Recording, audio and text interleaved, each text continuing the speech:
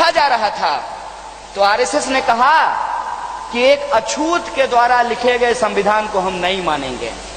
और आज उसी संविधान का कसम खा करके कुर्सी पे एकदम बैठने के लिए ताबड़तोड़ प्रतियोगिता किए हुए हैं और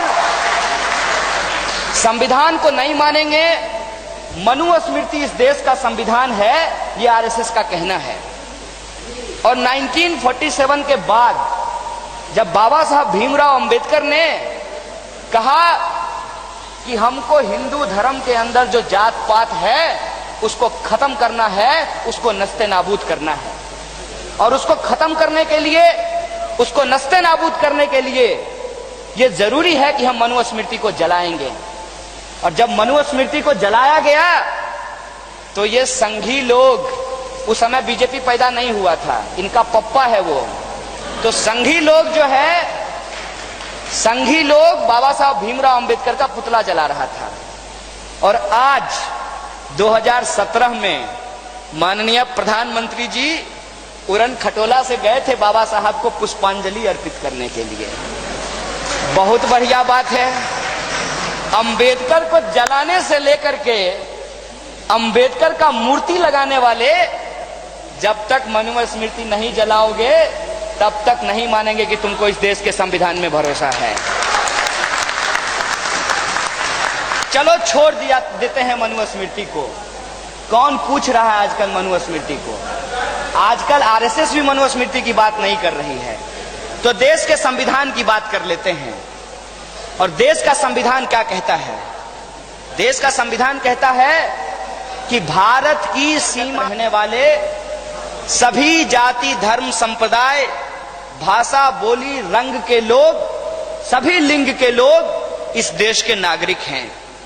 और इस देश के नागरिकों का तमाम अधिकार समान रखा गया है, चाहे वो हिंदू हो, मुसलमान हो, सिख हो या ईसाई हो, ब्राह्मण हो या दलित हो, गोरा हो या काला हो, सबके लिए बराबरी की बात की गई है।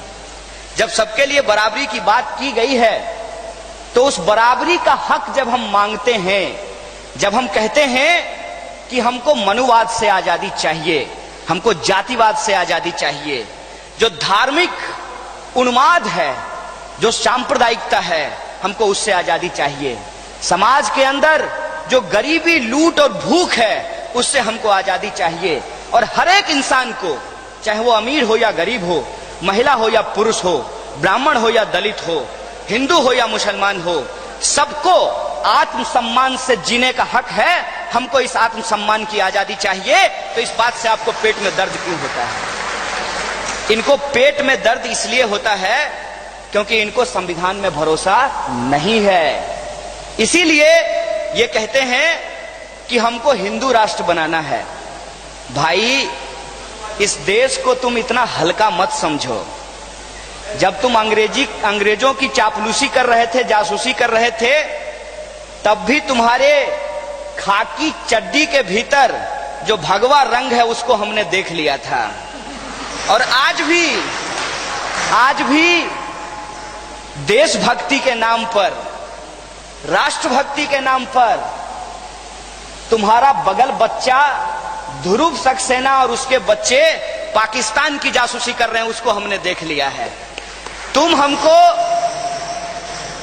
देशभक्त साबित करो, ये हम जरूरी नहीं समझते हैं, लेकिन तुम गद्दार हो। कभी अंग्रेजों के लिए गद्दारी की, आज पाकिस्तान के नाम पे गद्दारी कर रहे हो, ये हम जरूर समझते हैं।